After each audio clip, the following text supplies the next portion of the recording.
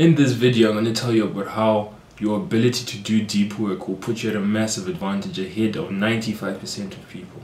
Majority of the population is chronically addicted to their phones. Wherever you go, in every social setting you go to, you will see a large number or a large quantity of that group staring at their phones. Even on the road, 2 days ago I was driving. Think about this, I was driving and there was a pedestrian on the side of the road. Their eyes were glued to their phone. They weren't even looking where they were walking. They were on the side of the road. And one thing about Zim is our drivers are far from safe. So we're so addicted to our phones that we will compromise our own safety just to satisfy this addiction, just to get the next hit of dopamine from our phones. If you go to the gym, and I do this a few times, if you go to the gym, if you look around at any one time, half the people in the gym will be using their phones, the other half will be exercising. And now this is where it's important, especially for this video.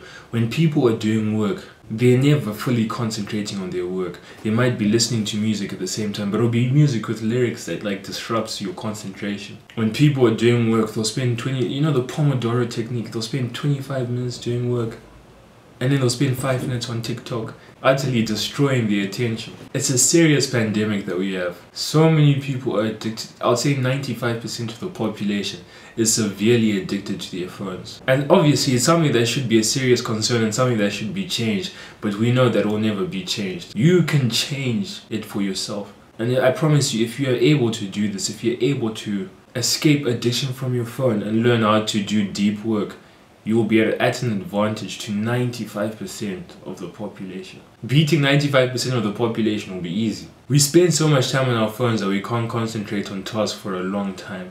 And because we can't concentrate on tasks for a long time, we do not have the ability to do deep work. And if you can't do deep work, your tasks are going to be done poorly. And people have tried to cope with our bad attention spans by promoting things like the Pomodoro technique. 25 minutes on, 5 minutes off, like that is utter rubbish. Every time I've tried that technique, after about 20 minutes I'll actually just be getting into the flow of things and I'd want to continue, and then the timer goes off and now I spend 5 minutes on my phone, and then in the next cycle I spend the next 20 minutes getting back into the zone, and then for like 5 minutes, the last 5 minutes before the timer goes off again, I'm now like in the zone again, and then the timer goes off, and it's a cycle of constantly getting into the zone and doing suboptimal work. However, the fact that most people can't focus on one task, most people can't do deep work, means that if you are able to do deep work...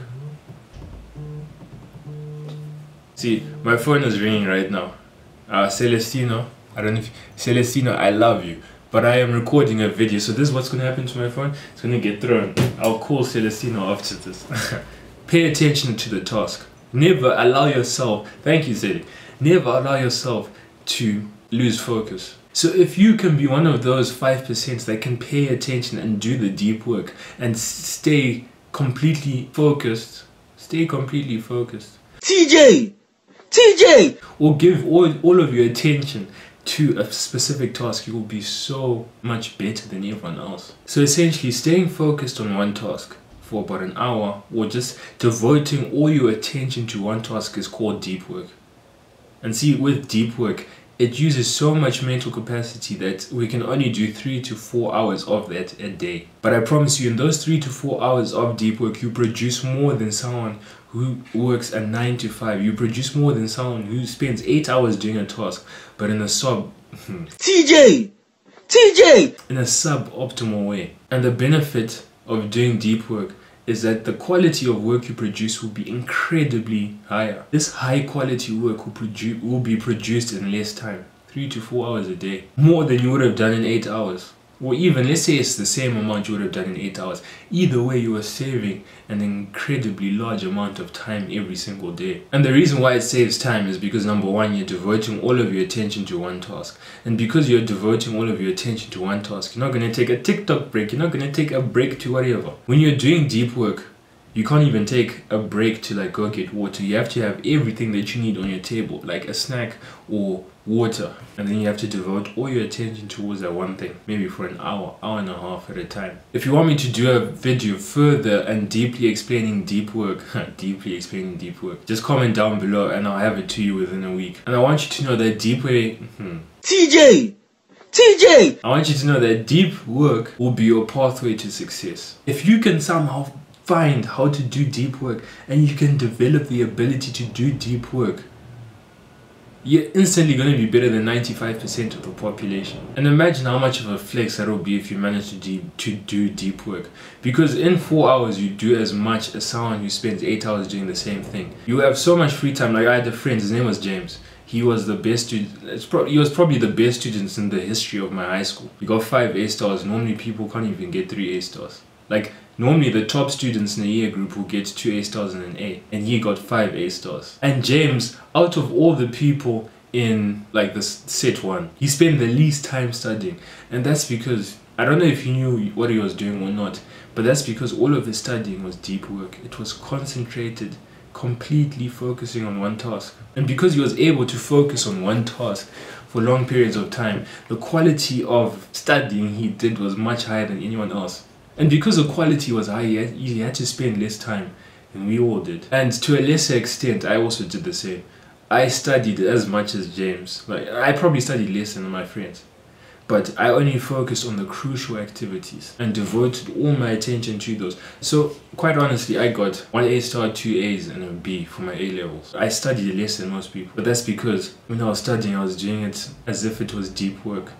I was devoting all my attention to it for an hour, 2 hours a day. Then after those 2 hours, I was done. I wasn't going to do any more studying. After hearing all of this, now you want to know, how do I do deep work? The first step to be able to even do deep work is, number one, increase your attention span. If you can't pay attention and focus for long periods of time, then you'll never be able to do deep work. And whatever I do say will not be applicable because you won't be able to pay attention. So to increase your attention span, I'm linking a video over here. I hope it's here. I'm linking a video over here on how you can increase your attention span. So once you've developed your attention span, the next step is now get some work that you want to practice deep work with. So now once you have this work, what you need to do is cut out all distractions.